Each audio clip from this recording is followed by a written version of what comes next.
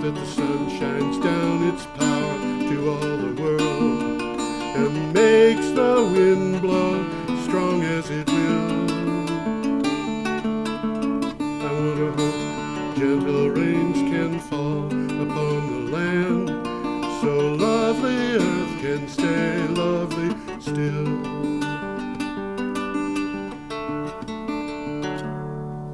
Hello, ladies and gentlemen. This is Energy Week with George Harvey and Tom Finnell. I am George Harvey. This is Tom Finnell. And every day I get up early and review the news for energy for the day, and I put up the stuff I like at geoharvey.wordpress.com. And I want to tell you something. That is that on Saturday, December 13th, I put up my 10,000th link. You mentioned that. Yeah, I mentioned that 10,000 links. Yeah. And congratulations. Thank you so much. Now, you get anything special for that, like an Oscar? I got to have a breakfast without sharing it with my cat. I put him out. What a meanie. Anyway, we take the best of them and have them up on this show, which is what it's all about. So I guess we might as well just start. Well, I'd like to say something that's going to be a little bit different this time. Yeah, well, there's a lot lot of things. Normally, I get an advance preview of what George is going to be talking about. Oh, yeah. And I do a little research on those particular articles and Yes. read them to the extent that I can. Sometimes they're too long to read.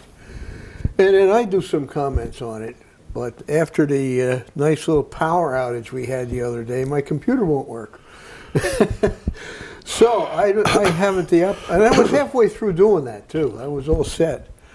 So what I'm going to be looking at today is as much a surprise to me as it is to you guys. Okay. So Well, we see how it works. That's all. let's get going, that having been said. Okay. The first item, Thursday, December 11th, from CNBC. It's an opinion piece called "No, Cheap Oil Will Not Kill Solar Power." Solar energy investors seem to fear that cheap oil will erase demand for alternate energy, but it won't, say energy analysts. Oil dominates energy demand in transportation fuels, but solar customers are primarily of two types: public electric utilities and large corporations, neither of which use oil to generate electricity. And actually the third type, which is probably as big as either of those, which is rooftop, also doesn't use electricity to generate, oil to generate electricity. It's a known reason, but it's strange to me. They're too small to count, but in the aggregate, they're large. That's right. That's right. Well, the information, the Energy Information Administration does not count anything smaller than a megawatt. And the overwhelming majority of solar installations are not counted for that reason. Much smaller than a megawatt. Right. And in fact, I think in Vermont, I don't know how many installations we've got. We've got thousands of them. But there's only about a dozen that are bigger than a megawatt. That are bigger than a megawatt, like the one up the road here. Yeah. Yeah. What's that, 2 megawatts? There are about 9 of them that are 2.2 megawatts, because that's the that point was the at cutoff. which, yeah. Okay, Bloomberg provides us with this one. The U.S. is producing the most oil in 31 years. Economic growth is picking up and crude prices are plunging. Nevertheless, American use of petroleum is waning.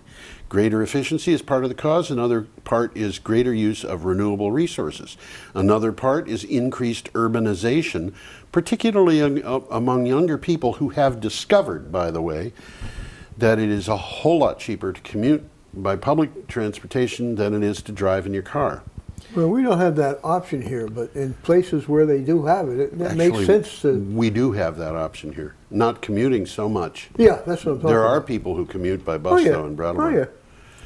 And so... That's something that could be enhanced or increased, but it's going to take a little time. It's going to take a little time. Because we do have appropriately located park and ride lots. Right. They're in the right places, so you know, it's just a matter of getting the transportation system integrated to that. Right. Okay. Next item, same day. Vermont will not meet its renewable energy goals unless policy changes are made. according to a report by the Shumlin administration. The total energy study prepared by the Department of Public Service makes it clear that new policies are needed if the state wants to meet its goal of 90% renewable energy consumption by 2050. And the picture, where's the picture, Tom? It's this one, huh? That one, yeah. That picture is a picture of solar trackers by All Earth Renewables. So, yep. That's in Alberg, Vermont. Yeah, that's what it says. All Earth Renewables is a Vermont organization, and their mounts are manufactured in Vermont. So what these things do is they follow the sun all day. As the sun progresses across the sky, these things rotate. They do, and it increases the efficiency of the production by 35% or something. I don't know the number, but it would seem to me to be significant. It is significant. There's no question about it. They change both. They change their angle, Yep. and they track. So they're facing the sun head on all the time, and it makes the whole thing very efficient. The next item from Penn Energy, but that, by the way, was from vtdigger.org. The next one is this: the U.S. DOE has issued an advanced nuclear energy project loan guarantee solicitation of $12.5 billion to support innovative nuclear energy products. What does that mean? It means that they're putting up money, taxpayer money, to support nuclear. Basically, is what it is. I was wondering about what innovative is. Well, There are innovations in there are indeed, and the small modular reactors are one. There are others. You know, we've talked about the energy amplifier, but well, that's this the is one that I think has a potential. Yeah, it's not one that they're really putting a lot of effort into. And it eats waste. Yes. Now, according to this, the DOE's loan program also includes $8 billion for advanced fossil fuels, $16 billion for technology for vehicle manufacturing, and $4 billion for renewable energy and efficiency projects. Now, I just want to point out to everybody Those what numbers this are means is skewed in the wrong they are. direction. It means that vehicles get 4 times as much as renewables. Fossil fuels get twice as much as renewables, and nuclear gets 3 times as much as renewables, and this is to an industry that is proud of the fact that it does not take any subsidies. Say that again. It's proud of the fact that it doesn't take any subsidies. These aren't subsidies. Subsidies, they're loans. And They're loan guarantees. They're loan guarantees. And dealing with the waste. The government promises that it's going to deal with the waste, and since it hasn't figured out how to do that, it pays the nuclear plants money to store the waste. That isn't a subsidy. The fact that it's just like if Brattleboro were to tell you that it would pay you $5 a week to store your own garbage, so that they can only do the pickup once every year. 2 years. That wouldn't be a subsidy. No. Oh, well, okay. So we're Well, moving let's on. Look at Friday, December the 12th. Friday, December the 12th, and we've got a picture here. This is a good picture here. Why don't you will. show that picture so that we Yeah. can show all the folks what it's all about. It looks like a hairy United States, but that It isn't looks hair. like that. That is not hair. No, that is wind. That is where the wind blows. Before we talk about that, we got to show your headgear. No, you're not supposed to be showing that. Nobody's supposed to know that this is a gag. Anyway. Anyway, there it is. And the information that goes with this is from Clean Technica. The wind resource of the Great Plains states is so extraordinary that some wind energy professionals call the region the Saudi Arabia of wind. Texas alone could provide sufficient power for the needs of the entire country, but the largest loads on the East Coast and transmission system upgrades are needed to move the power. So the biggest loads in the United States are on the East Coast, mostly in the Northeast, and of course you've got the area on the coast in California too, and also the entire Southeast. Why don't we go to the next picture, Tom? We will. Next we can picture do that. down. Yeah, we can do that. We can just scroll down to that. There you go. That one shows where the wind farms are. And that particular picture, as you can see, the capacity of Texas is just outrageous. And by the way, the states, Texas, Oklahoma, Kansas, Nebraska, South Dakota, North Dakota, Minnesota, Iowa, Wyoming, Montana, Colorado, and New Mexico. That big area of the Midwest has enough potential wind capacity to supply the entire needs of the whole world. I can believe that. I can believe that. So, and you know, the people out there love it. They absolutely love. We've talked about Greensburg, Kansas, which brags that it gets 100% of its electricity from wind 100% of the time. Well, one thing that we're missing here is that there's an enormous amount of wind potential offshore. Yes. Which is totally undeveloped, or almost in the totally United undeveloped. States, it is totally undeveloped. The first offshore wind plants are under construction. Right where they're needed. They're right near Boston. They're going to feed right into the New England grid. That's right. And that. And look at the southeast there. There's nothing. Well, they don't have any wind. They don't have any wind. Okay, so they'll do something else. If you go back to that previous map, you'll see, you know, the southeast, no wind. You know, there's a little bit of wind, but there's not enough to make it really commercially viable. Mm-hmm. And I don't know about the wind in the far west. I think the fact that it is so mountainous out there means that the wind is not generally available. The locations aren't suitable. The locations are not suitable. Interesting to see how this develops, though, because the potential for wind energy, just in the United States alone, is enormous. Yep. And all they got to do is build the infrastructure to make it work. That's right. You know, there's one other thing that they have to do, and that is to convince people that it is reasonable to live near wind farms. But you know, in Texas, the Roscoe Wind Farm it's 150,000 acres. It's got 634 turbines, and it's got whole communities inside it. Are right inside there. They're right inside it, well, and the people love it. This will resolve itself. Yeah. Because I did read somewhere that a lot of the opposition to wind farms occurs before the wind farm, after it's announced and before it's built. Yeah. And then once it's built, people will say, "Oh, is that all there is?" You know, a lot of the opposition just disappears. Yeah, it does. Now there are some people don't like looking at windmills. Oh, there's not much you can do about that. There's not much you can do about that. But you know, there was a really interesting article, and it's not going to be in this week's report. It's going to be in next week's because it just appeared this morning, and we haven't had time to include it. But there was a big to-do in Australia where the federal government they're really trying to stop the development of wind power. They're very much against renewables. Yeah, we've talked about that. That is really crazy. They had they got plenty of wind. Yeah, they and solar. They had what was called an anti-wind witch hunt, where they were looking for comments that people could produce, and they got one comment in a month's time, and the one comment was from a pro-nuclear doomsdayer who said we need nuclear power plants to keep us warm in the impending ice age. Oh, okay. Oh, help. But this is really interesting because Australia is the seat of the anti-wind movement. It's where people, you know, first figured out that there was wind turbine syndrome.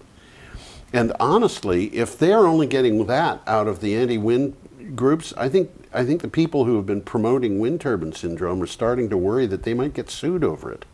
Not by the wind companies, but by the victims, because the official position of the Australian Medical Association is that wind turbine syndrome is a placebo effect, and it comes because of anti-wind activists promoting wind turbine syndrome. Well, you can see that in a map of Australia if they localize the opposition on the map. It's all centered on one town. Yeah. And what's in that one town? Well, it's the headquarters of the largest anti-wind group in Australia. The Waubra Foundation. That's exactly who it is. And the Waubra Foundation is not in Waubra. by the way, and has been sued by Wabra For the name. For the name, because the people who actually live in Wabra don't want the Wabra Foundation to be associated with their community. Don't besmirch our name. They have a big wind farm, and they don't have a lot of people locally who are opposed to it. Yeah, let's move along Well, here. let's We got move something along. about India coming up. India proceeds to build all proposed coal-fired power plants. If India, yeah. Well, how do you like that? I missed the big most India, important word. big word, a little If. word with big meaning. Right. The country may face 250,000 deaths every year, according to the latest report from the Indian-based Conservation Action Trust and Urban Emissions. A year ago, they found the death toll from coal emissions had already reached 80,000 to 115,000 people per year. This is from the Energy Collective. Well, that sounds like it's alarmist, but it could very well be true. I mean, The World Health Organization 250,000 deaths. Yeah, I it's- think it's probably already that and higher, because the World Health Organization says that fossil fuel emissions are killing about 3 million people worldwide, and India has got a hugely dense population and a lot of air pollution. Well, I can relate to that. I visited the Taj Mahal in Yeah. the town of Agra.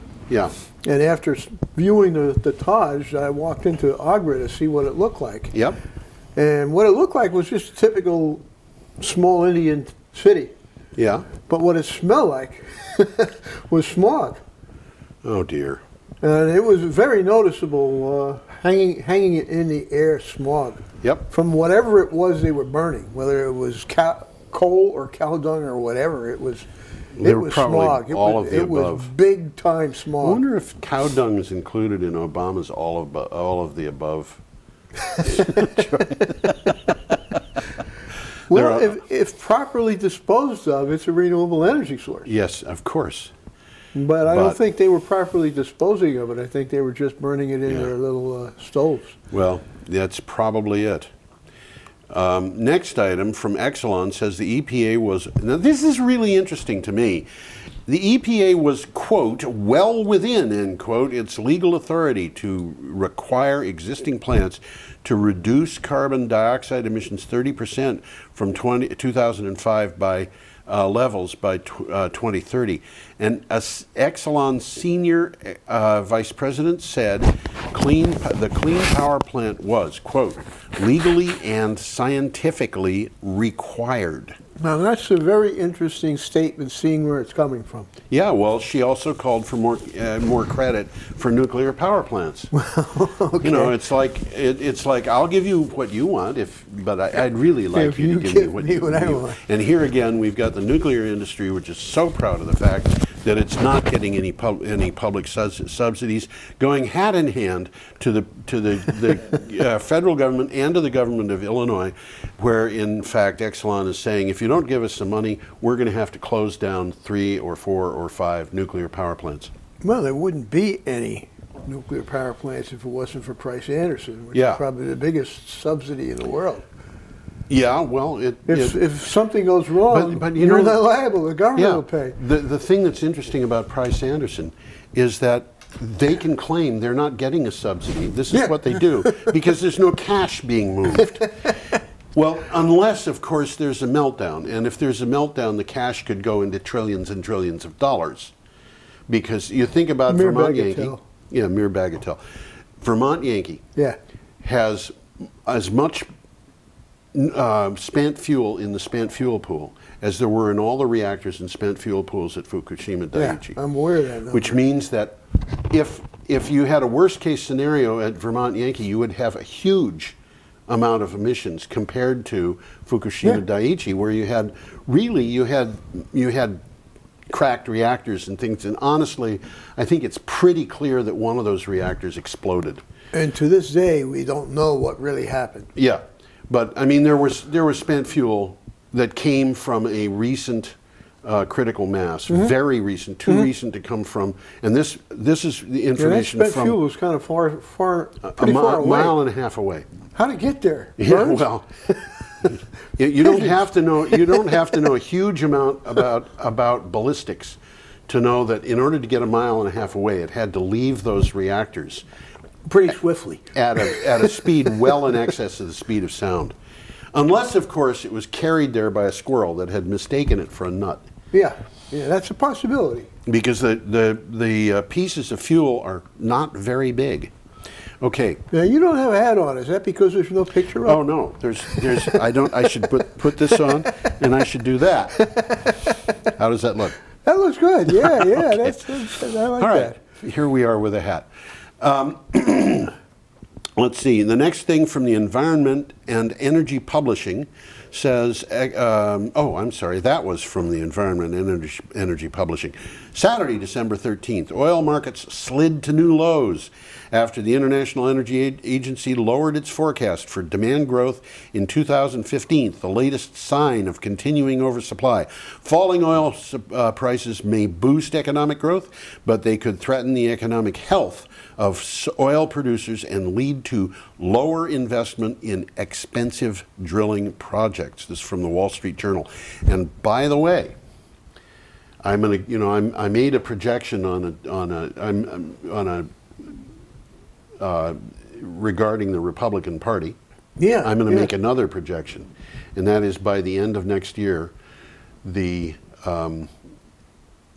Russian government will be in complete shambles. It almost is right now. Almost is right now, and they're grasping at straws right now. When Putin loses power, which I think he might, if and when he loses power, and the Russians withdraw from the Ukraine, for example, the price of oil is going to go to places it has never been before, like $150 a barrel. I hadn't heard that one before. Well, why is it as low as it is? Well, I think it's economic warfare myself. Exactly. And who is doing this? U.S. and Saudi Arabia. Saudi Arabia. And what's the deal? Saudi Arabia is selling oil at a low price. They could be making far more money selling the oil at But they're still making money on it. They're still making money. But they are doing that for a reason. And when their reason is achieved, it's payback time. Yep, absolutely. So they're going to be off doing what they want to do, and I think oil could easily go. I have not heard this from anybody. I haven't either. So, but I think it could easily go to $150 a barrel. Write this down, folks. My advice is do not buy a car that uses a lot of gas. I did read something on this. It certainly seems logical that there are entities within the United States and NATO that are looking for regime change in Russia. Yeah, absolutely. They want Putin out of there. Yeah.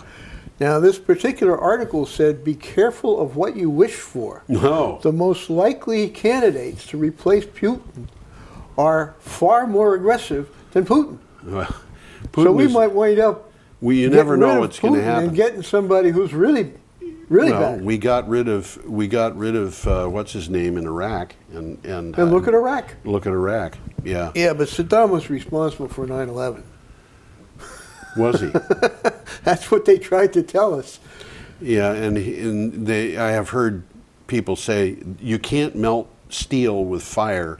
Those buildings came down because of an internal explosion, which, by the way, you can melt steel with fire. That's how you make steel. So even if you assume that it was an entirely Arab job, Saddam wasn't involved.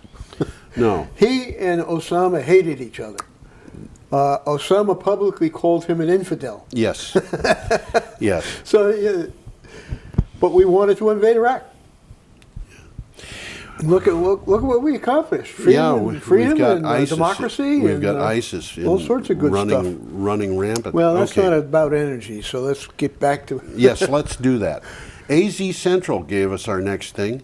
The Salt River Project and the Arizona utility is proposing higher charges for customers who have their own PVs on their roofs or on their yards. The company suggests changing the rate structure so such customers pay about $50 a month more in connect fees, which SRP says is necessary to cover their use of the grid when the sun is not shining.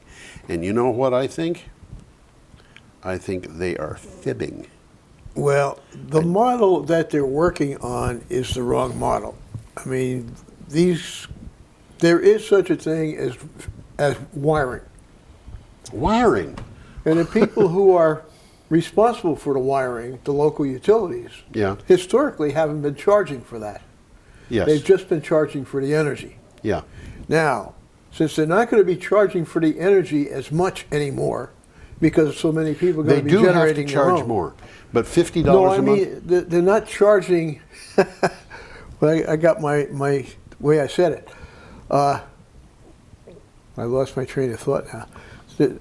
They're not going to be charging for energy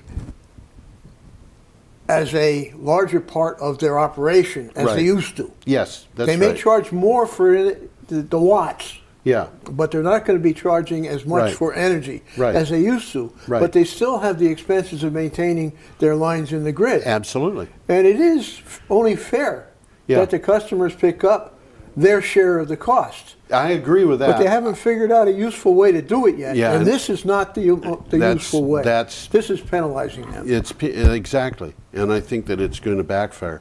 Okay, let's go on. McCook Daily Gazette says Nebraska wind energy industry has an immediate potential for even short-term expansion.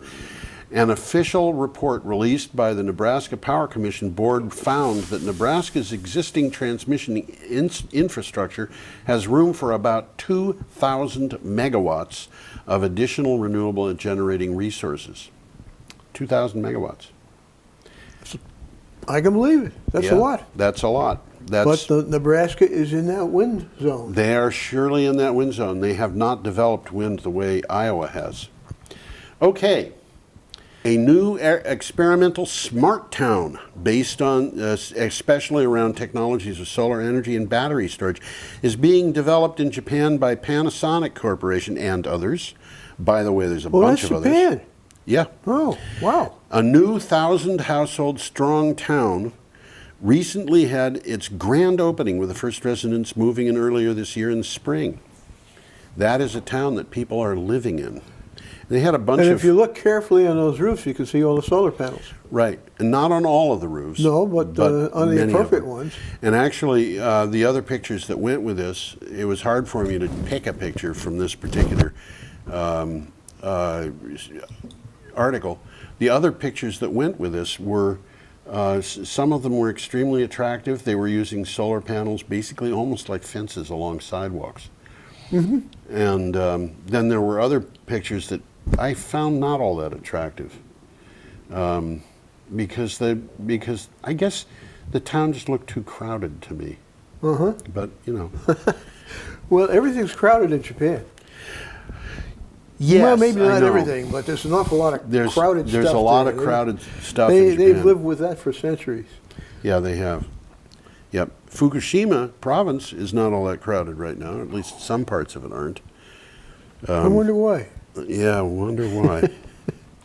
Okay, the next item is also from Clean Technica.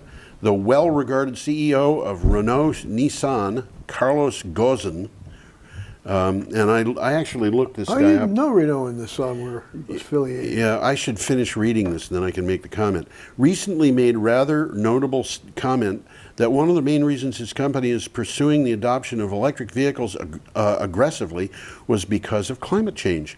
Ghosn called climate change an, quote, unprecedented humanitarian challenge, end quote.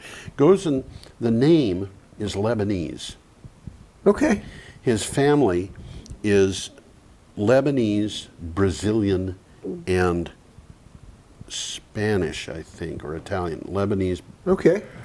It's an odd combination, but then we live Carlos, in. yeah, there's a Spanish part of it. Yeah, we live in a Ghosn. in a world where you have a restaurant that serves hot dogs, and it also serves pizza, and it also serves kosher food, and it also serves, you just go down the list. It serves Chinese food and sushi and you name it. Well, it's Okay. interesting about this guy Ghosn because he's right in there with Elon Musk. Yes. They're both looking at warming as contributing to their particular enterprises. Right. And they're both putting a lot of money into growing their particular enterprise because of what they're predicting. Yeah, and this is also interesting because of when you consider the resistance to renewable power, the resistance to the idea of climate change. The people who are resisting it are the people who are in the buggy whip industry. Really, I mean, Well, they're I going to use lose. the term stranded assets, but yes. They're going to wind up they're having living in the past. They're living in the past, and the world is changing, and they're trying very hard to prevent it from changing. Yep. And every time I think about that, I think about the story of the Persian emperor who tried to get his army across. I think it was the Dardanelles or something like that, from Asia to Europe, and in the narrow straits that they were in, the boat sank in a high wind and choppy seas, and he told his henchmen to go down and whip the sea. That's punishment. And holding back the tide in renewable energy and It was climate some English change. king tried to stop the tide too. Yeah, it doesn't work. It does Now, not work. I mentioned Elon Musk. Yes. I should mention this to your viewers here. Mm-hmm. I just observed this yesterday. I didn't know what was going on, but Tesla is building an 8-station recharging station in South Brattleboro. Right. In the Price Chopper parking lot. Yeah. It'll probably be online shortly after the first of the year. And they don't charge Teslas to recharge in those things, or at least they haven't yet. It didn't look like there was a way to charge people. We're talking about the word charge with two different meanings. Yeah, You can charge your car at no charge. That's right. Well, again, this is a different world, and we've talked about Jeremy Rifkin saying the time is coming when power is going to be free. Absolutely. And we're already Absolutely. seeing the first bits of that. We're there already. We're there already. It's just a matter of catching on. Yeah, it is. Critical mass. Critical mass. And that's what Tesla's doing. I He's think trying it to is. encourage, obviously, the growth of his industry I think it by is. making it easy to recharge your car. Now, you told me about Jason. Yeah. He went down to where? New Haven and back? No, he went to Florida. And Florida. back. Did He went all the way to Florida and back without having to pay for fuel. having to pay for fuel. Well, that's obviously a promotion. In the nature of a promotion. It's in the nature of a promotion, but it But may not just be a promotion. When there's enough critical mass, they'll start charging for the charges. But that's it. That's this far sounds enough in like the something future. out of a Fred Astaire, Ginger Rogers film. I was thinking more like Abbott and Costello. Okay, Abbott and Costello. Yes. Well, Who's I on think first? if it was Fred Astaire and Ginger Rogers, they would have brought in more meanings of charge. I got a Let's charge move out along. of you. Let us move along here. Okay. Oh, here we go. We got What's a that? Nice picture here. Nice of- picture of solar panels and wind turbines together. Yep. Okay. You want to take a look at that one? Yeah, we can take a look at that. You got to change your hat again. And Energy Collective. What if I don't want it? Let's see. What am I going to do here? Here we go. I'm going to put this down. No, I shouldn't do that. Cora would get mad at me if I put a hat on the table and just left it there. So here we go. All right. Many thanks. No, I've got it. I was going to put it on. Oh, here you go.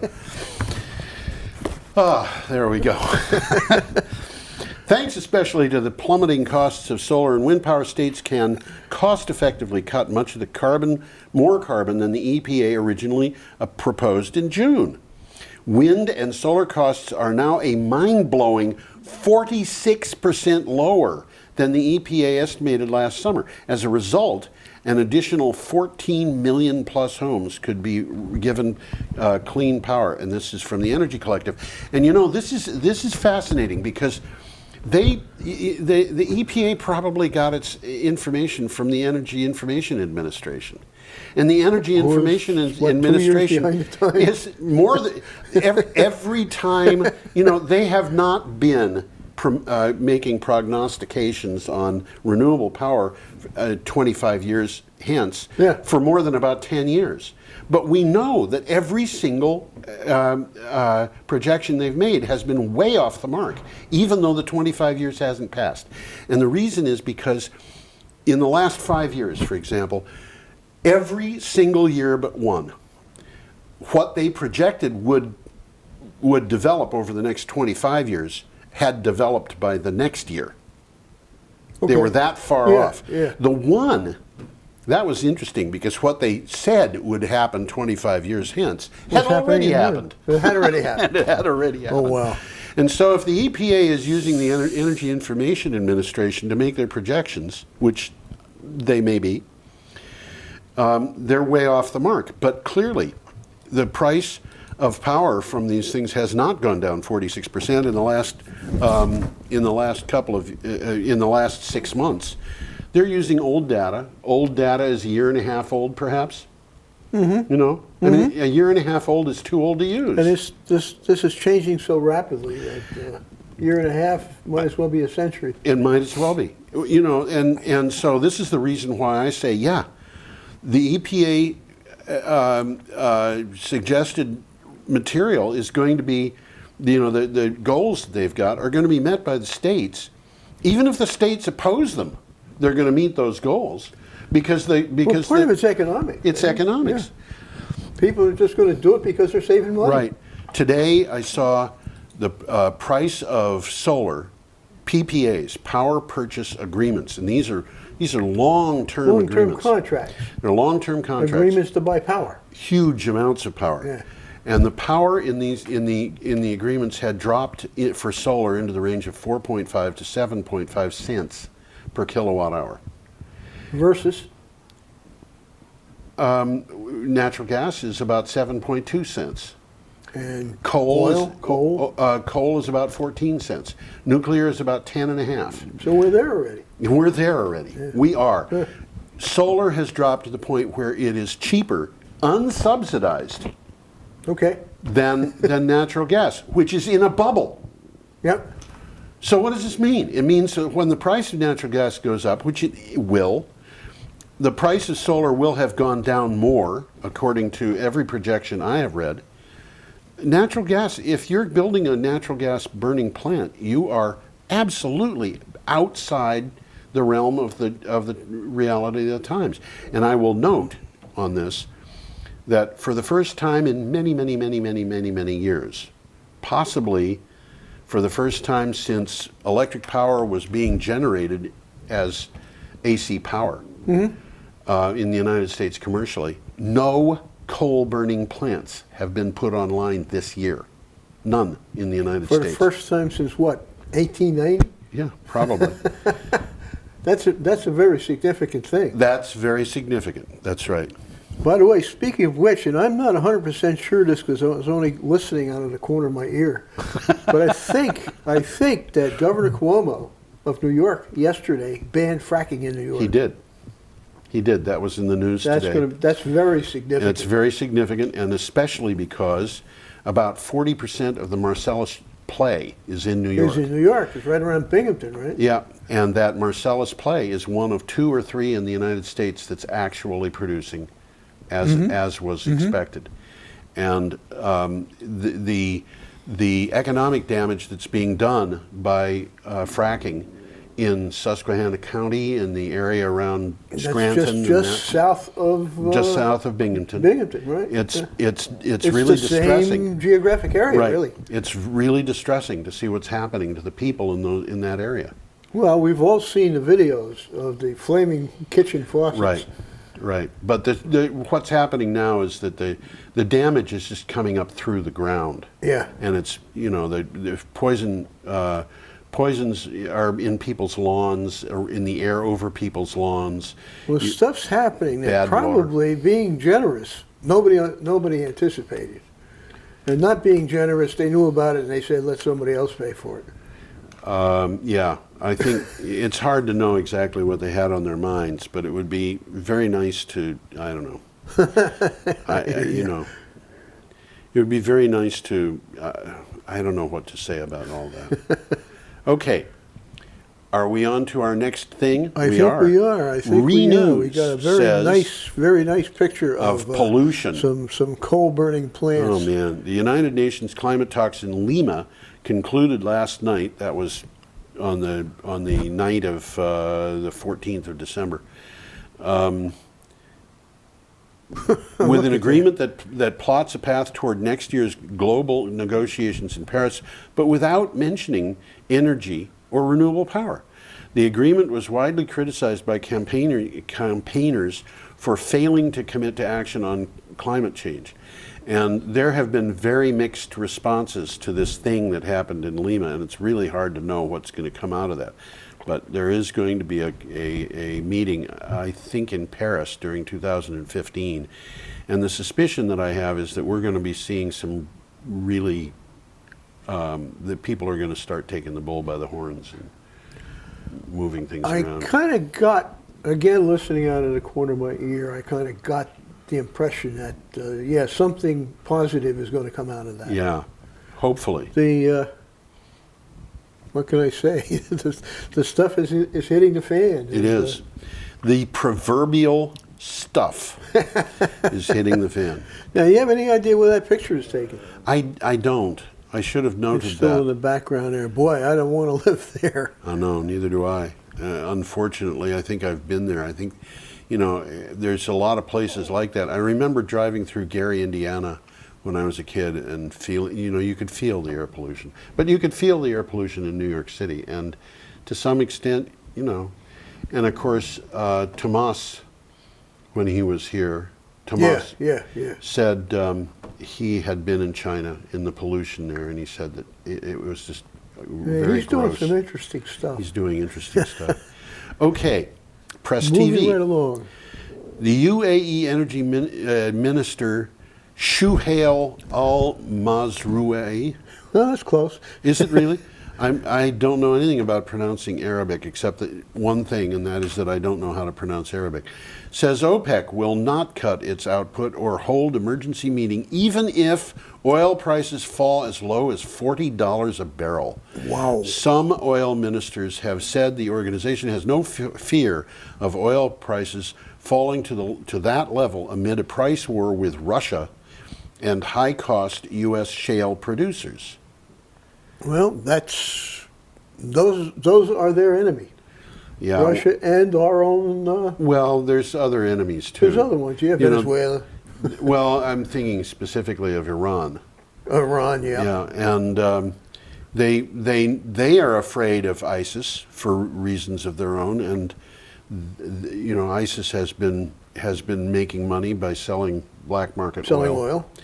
And so they want As to it goes through cut Turkey, that and off. nobody notices it at all. Yeah. Oh, well. Okay. Maybe we should go on. From TechCrunch. That's a Love new these one. names. Innovations already at work in some modern buildings provide a networked ecosystem of intelligent building equipment and devices. Beyond the wow factor and large-scale benefits to our planet, green and smart building technologies are changing the way we live and work, creating business in the process. This is a sleeper here, because this technology is just really emerging. It's not even perfected yet, but they're balancing loads and they're adjusting their purchases and they're doing stuff all automatically. It's all programmed. Yep. Nobody's sitting there pushing buttons saying we do this, we do that. Right. The building is sensing the warm spots, it's sensing the cool spots, it's making adjustments. All of this is within the range of our technologies, but Excuse me. we haven't been doing it yet. I'm getting tired of the helmet. Yeah, I think so, yeah. I'll put that on. I'm going to shuffle off to Buffalo in a while. This is our end of the year follies we're doing. Let's get a close-up of you in a hat. A close-up of me in the hat. Uh-huh. This is my Green Energy Times hat. This is that's what it says, one yeah. of my two Green Energy Times Yeah, hats. right. The other one is green, and it's a little bit hard to see the logo. Okay, Tuesday, December 16th, a study was found that switching to driving EVs that use electricity made from renewable energy can actually push down death rates due to air pollution as much as 70%. That's almost a no-brainer. The study also shows that EVs powered by coal-based electricity would increase the number of deaths resulting from air pollution by 80% or more. It's the other side of the same coin. It is the other side of the same coin. The good news here is if you are driving an EV in Vermont, you are saving lives. The bad news is that if you're driving an EV in a state like Ohio, Pennsylvania, yeah, you are possibly a little ahead of the curve. But you know, congratulations. well, for right trying. now, I guess the bottom line about that is EVs aren't as green as we would like them to be. Yeah, but we do have to adopt them in order to. Oh, yeah. And as we adopt green technologies, solar and wind and Everything sun. is moving in the right direction. Right. Unfortunately, it's moving too slow for me. Yeah, it's moving too slowly for me too. Anyway, that was in Z News. Our next item is from Clean Technica. The American Public Transportation Association just released its December Transit Savings Report, which shows that individuals who ride public transportation instead of driving can also save, on average, more than $797 per month. Well, That's about half what I earn. You make that much? I read something on this exact thing, and one of the interesting things is the millennials, the kids, they're just entering the market, are moving into centralized locations. They're not living in the suburbs. They're living in basically small cities. Yeah. Where there is transportation. If we change Brattleboro from a town to a city, would that attract kids? It might. I think we'd have to do something about the transit, but Yeah, well, this month the average annual savings for public transportation riders for a year is $9,569 for a year. that's per rider. Per rider, yes. And So in New York if you- City, if it's over you- $1,000 a month, Yeah. which means that for what you would save by taking public transportation, you could possibly rent a doghouse. New York City has high So rent. if you're living in what used to be called the suburbs, Yeah, that is not accessible to public transportation, you're wasting a lot of money. you're wasting a lot of money unless you can And own your states place like for New free. Jersey, which have very good public transportation, joining all these little towns together. Yeah. And Connecticut, nearby, Right. near New York, very good Right. public. This is where the growth is. And California's doing it. Yeah, and you know there are other things here too. One of which is if you want to save money and you want to live in a suburban area or even a rural area, but you're not going to be a farmer, you could work at home. Now, there are a lot of more people are working at home. Telecommuting, exactly. And we should probably keep going. We've got about 10. We got another picture here. Time to change your hat. Yeah. Okay. The nuclear expansion project at Plant Vogtle, and I'm never sure how that's supposed to be pronounced. I think it's Vodal. Vodal? I think so. Near but Augusta, Georgia, appears headed Is for this Vogtle? further delay. I think so.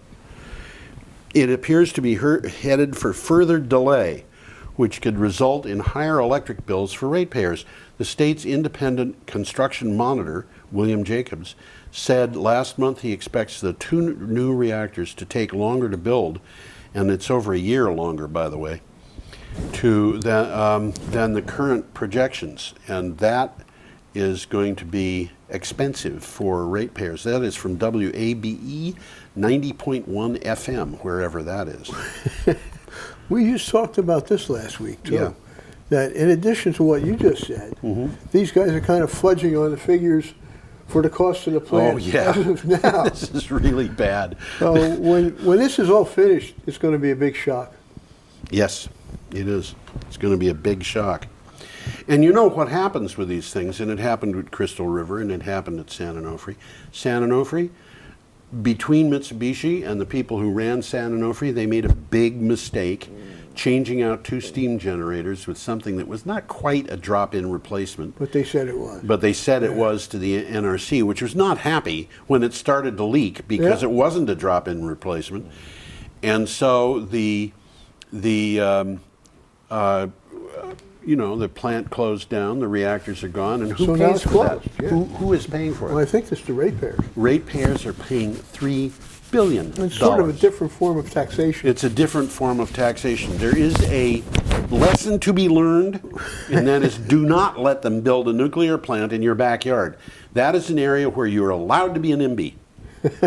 Because, your children are going to wind up paying to have the thing fixed. The bottom line is the big guys don't like to pay for anything. They just Big like guys to don't take. like to pay for anything. Yeah.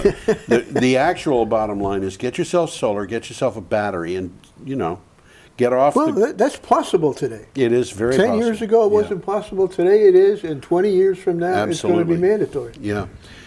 Next, Wednesday, December 17th, the head of Australia's biggest electricity networks says he sees a long-term future for neither large centralized electric generators nor big electric retailers. He says the generators will be made redundant by increased use of localized, mostly renewable generation, and the retailers won't be needed anymore. That's a mouthful there. And that comes from a person who is the head of one of the biggest electricity networks. Yeah. Ha! This is from Clean Technica. Look it up. You can go to my blog, look at December 17th, and you will find it in the World section. Our next from Wall Street Journal. Japan's nuclear regulator gave safety clearance to 2 more reactors on Wednesday, raising the prospect that Japan could have 4 units back online next year with help of the nation's to help power the nation's economy. The approval comes 3 days after Prime Minister Shinzo Abe's pro-nuclear party won decisively in a general election, despite the fact that they were pro-nuclear and people aren't. But there you've got it. It's interesting there what's really happening in Japan. But Yeah, it is. Well, the people like him, but they don't like all his policies. And one of the policies they don't like is the nuclear policy. policy. Okay, so we have another picture. This, Another picture believe here. it or not, is what? Austin, Texas. Yeah, I thought it was New York. There it is. Austin, Texas. Who'd have thought? The city of Austin raised its solar power goal from 200 megawatts by 2020 to 950 megawatts by, what does that say, 2025. 2025. There's something in my computer that's blocking that. 200 megawatts of this power will be operating within Austin city limits, and 750 will be utility scale power from elsewhere. For the 200 megawatts within the city limits, half has to be from customers, meaning that residents or building owners with their own solar power PV systems. Now, that's a very interesting statistic. I don't know how it's happening. They're Obviously, somebody's got the power to insist. well, I don't know. Gets you a good picture of that one.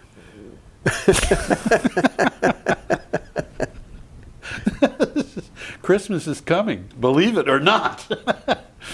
Okay, and Well, that's the end of what I that's the have end of here. what we have. We're almost at the end of our hour. I think it's time to say goodbye to everybody. So I'm Almost, off yeah. on my daily run. I'm looking at that picture there, almost in the center. Sort of looks like a Chinese pagoda. In the center, Close to the center, yeah. yeah, it does. Who'd It have looks thought? like 3 pointed roofs, one on top of the other. It does.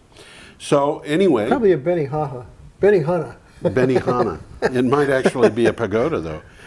On the other hand, it might be a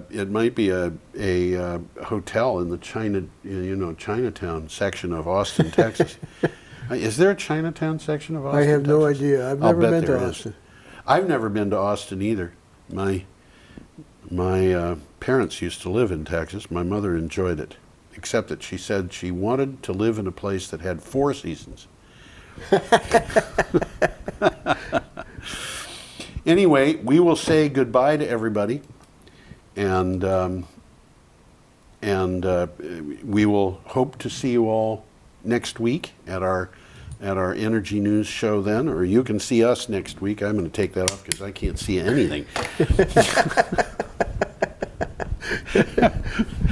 We're going through our weekly romp through our energy routines. And we hope you have a good holiday. If you don't well, we are going to record another show on the 23rd of We're December. doing it on Tuesday, right? Tuesday, yeah. So I'm gathering extra stuff for every day. But today was really kind of amazing, the stuff that happened today. It was. It was, yeah. This week my computer shut down. By next week I ought to be able to do something. I could would probably hope do so. something today. But Yeah, I would hope so. But anyway, we will be back and we'll have 5 days to discuss her. In fact, I think I'm going to include Tuesday in there, if you don't mind, Tom. So that we'll be discussing it on the same day that it happens. well, we can because do that'll what we did today, even Yeah. if I'm not ahead of you on it. You know, okay. Mostly what you're talking about, I'm somewhat familiar with. Okay, anyhow. okay. So we'll try it, play it by ear. We will play it by ear. That's right. Bye-bye. I'm George Adios, Harvey. everybody. This is Tom Finnell. We spin and we toil, we work all day, sowing and reaping, we store goods away, so we can be dressed well on the day that we die. We dig and drill and waste what we find, break up the earth, leaving little behind, but we will grow lilies in the by and by. I want to point out that the sun shines down its power to all the world and makes the wind blow strong as it will. I want to hope gentle rains can fall upon the land so lovely earth can stay lovely still.